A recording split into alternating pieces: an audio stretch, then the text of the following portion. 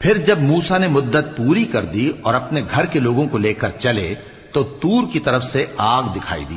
وہ اپنے گھر والوں سے کہنے لگے کہ تم یہاں ٹھہرو، مجھے آگ نظر آئی ہے، شاید میں وہاں سے رستے کا کچھ پتہ لاؤں یا آگ کا انگارہ لے آؤں تاکہ تم آگ تاپو۔ سو جب اس کے پاس پہنچے تو میدان کے دائیں کنارے سے ایک مبارک جگہ میں ایک درخت میں سے آواز آئی کہ اے موسیٰ، یہ میں ہوں اللہ، تمام جہانوں کا پروردگار، اور یہ کہ اپنی لاٹھی ڈال دو۔